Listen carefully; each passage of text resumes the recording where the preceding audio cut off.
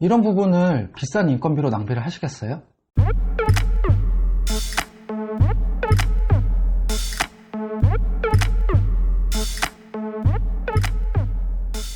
안녕하세요, 도우너 김실장입니다.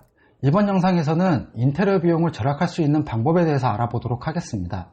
인테리어 비용은 한두 푼도 아니고 천만원 단위로 금액이 들어가기 때문에 부담감을 느끼시는 게 사실이에요. 그리고 시공하시는 분이 저 비용으로 가성비 높은 인테리어를 하고 싶은 건 누구나 다 같은 마음이니까요.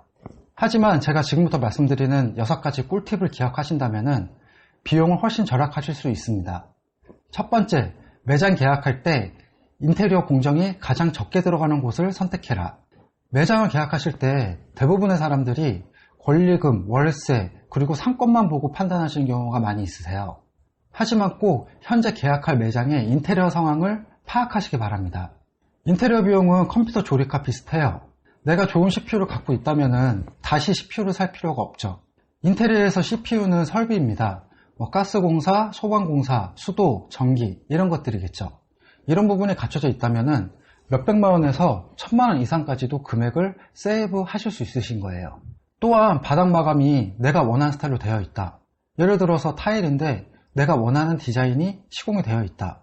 혹은 에폭시인데 내가 원하는 컬러가 되어 있다. 그렇다면 바닥 공사 비용도 빠지게 되는 거고요. 그러므로 꼭 매장 계약 시에는 상권, 권리금, 월세 이런 것만 보지 마시고요. 인테리어가 되어 있는 상황도 꼼꼼히 체크하시기 바랍니다. 두 번째, 공정별로 외주업체에 맡기기보다는 인력 섭외를 통해서 시공해라. 제가 챕터 3, 4편에서 말씀드렸다시피 인테리어 공정을 진행하는 데 있어서는 인력 섭외를 해서 일당을 지불하는 방법이 있고요. 아니면은 외주업체와 계약을 해서 거래하는 방법이 있습니다. 외주업체에 맡길 경우에는 그 외주업체의 회사 운영비나 여러 가지가 포함돼서 마진이 들어가기 때문에 금액이 상승할 수밖에 없습니다.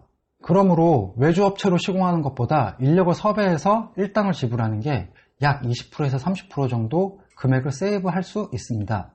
단 여기서 실력 있는 기술자를 구하기 위해서 많이 알아보시고 섭외를 하셔야 돼요. 그렇지 않을 경우에는 외주업체에 맡길 경우보다 더 큰 비용이 발생할 수 있습니다. 그리고 막간 팁으로 인력 섭외해서 처음에 현장 방문했을 때 그 기술자분들한테 이런 말씀들을 많이 하세요.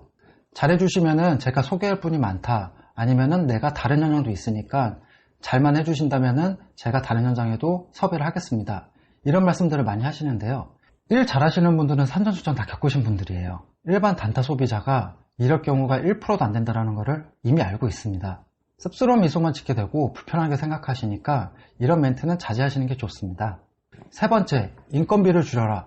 공사 금액에서 가장 큰 부분을 차지하는 것은 인건비입니다. 제가 여기서 인건비를 줄이라고 말씀드리는 것은 10품 들어갈 공정을 5품으로 줄여라 이런 말씀을 드리는 게 아니에요. 이럴 경우에는 무조건 하자가 발생하고요. 퀄리티도 떨어질 수밖에 없습니다. 바로 공정에서 자신이 할 수 있는 일을 함으로써 비싼 인건비를 낮추는 겁니다. 의외로 작업 중에 철물점이나 자재상에 사러 가는 경우가 빈번하게 발생을 해요. 한 번 사러 나갔다 오면은 자재상이 바로 옆에 있지 않는 이상 30분에서 1시간은 걸릴 수밖에 없습니다. 이런 부분을 비싼 인건비로 낭비를 하시겠어요? 반장님한테 필요한 자재랑 수량을 적어달라고 하세요. 그리고 그 메모를 가지고 철물점에 방문을 하셔가지고 직접 사다가 나르세요. 그렇다면은 그 시공하시는 분들이 왔다 갔다 하느라 시간 낭비 안 하고 인건비를 줄일 수 있는 겁니다. 또한 공정별로도 인건비를 절약하실 수 있어요. 현장에서 기술이 필요 없거나 아니면 안전사고 위험이 적은 공정들도 분명히 있거든요. 전기로 예를 들어 볼게요. 레일 조명 기구 같은 경우에 한 100박스 정도를 깐다고 했을 때 1시간 정도 소요가 됩니다. 그런 것들을 직접 하세요.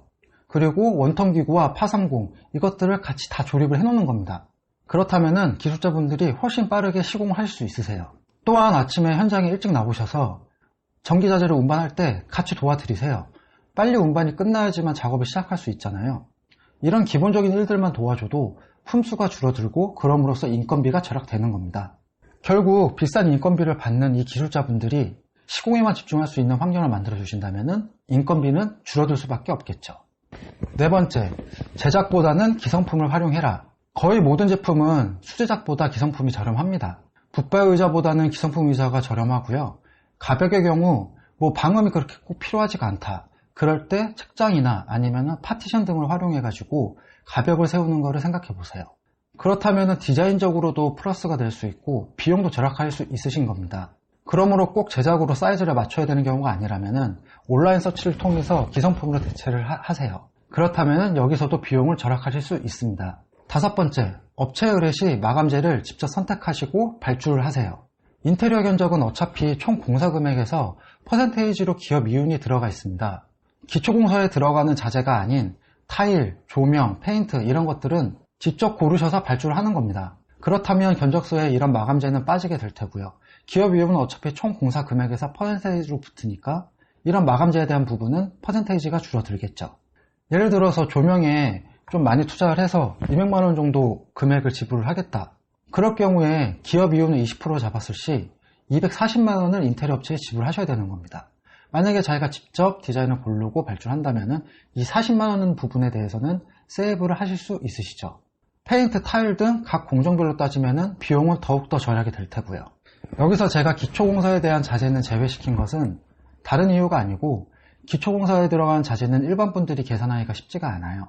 그리고 이런 자재상이나 철물점에서는 일반 소비자보다 인테리어 업체한테 더 싸게 파는 경향이 있어요. 저도 좀 어려 보이고 곱상해 보인다고 초반에 저한테 비싸게 판매하시는 분들을 많이 봤거든요. 그래서 일부러 작업복처럼 보이기 위해서 작업 유니폼을 입고 그 작업 유니폼도 좀 헐고 더러워진 걸 입고 자재를 사러 가는 경우도 있었어요. 또한 이렇게 자재를 직접 선택하고 발주했을 경우에는 그 디자인에 대한 만족도도 매우 높습니다. 그렇지만 아무래도 인테리어 업체는 디자인 경험이 많기 때문에 자신이 고른 그 디자인을 감리자한테 보여주고 이 중에서 어떤 게 더 괜찮을지 의견을 여쭤보고 결정하시는 게 좋습니다. 또한 그래야만 타일 크기나 아니면 페인트 종류에 따라서 인력 품수가 왔다 갔다 할 수 있거든요. 미리 마감재를 감리자한테 말씀을 드려야지만 차질 없이 공정 스케줄이 굴러갈 수 있습니다. 여기서 인테리어 업체가 디자인까지 다 제안해 드리고 컨펌을 받았는데 내가 그 금액은 결제하겠다. 그러니 견적서에서 빼주세요.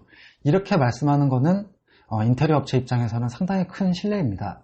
왜냐하면은 의뢰인한테 어떤 그 마감재를 컨펌받기 위해서 조명만 하더라도 그 수많은 조명 중에서 의뢰인의 성향을 파악하고 취향을 파악하고 그리고 나서 제안을 드리는 거거든요. 여기에는 상당한 많은 시간을 소요하게 됩니다. 그리고 한 번에 컨펌 받으면 다행이지만 그렇지 않고 또다시 그 정보를 수집해서 제안을 해드린 경우도 되게 많이 발생을 해요. 그러므로 이런 상황은 자제해 주시는 게 좋습니다. 6번째, 너무나 당연한 이야기지만 업체에 의뢰하시는 것보다 반셀프로 진행하시는 게 더 저렴하고요. 반셀프 인테리어보다 셀프 인테리어가 더 저렴합니다. 각 진행 방법에 따라서 얼마나 비용 차이가 나고 장단점과 주의사항이 뭐가 있는지에 대해서는 제가 챕터 1, 2편에서 자세히 말씀드렸으므로 참고하시면 좋을 것 같습니다. 자, 그러면은 이제 요약을 한번 해보겠습니다. 첫 번째, 매장 계약 시 인테리어 시공 부분이 가장 적게 들어가는 곳을 선택해라.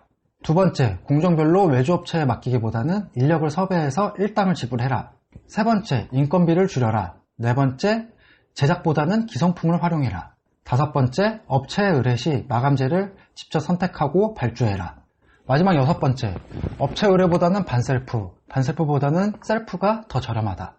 인테리어 비용을 절약하기 위해서 이 6가지를 유의하시고 실행하신다면 훨씬 더 저렴하게 인테리어를 하실 수 있다고 확신합니다. 긴 영상 끝까지 봐주신 시청자 여러분, 구독자 여러분께 감사드리며 이 비싼 인테리어 비용 조금이라도 절약하셔서 가성비 높은 성공적인 인테리어를 하시길 바랍니다. 혹시 제가 알려드린 부분 말고 궁금한 점이 있으시면 언제든지 댓글에 남겨주시면 제가 아는 지식 선에서 최대한 알려드리도록 노력하겠습니다. 이상 도우너 김실장이었습니다. 감사합니다.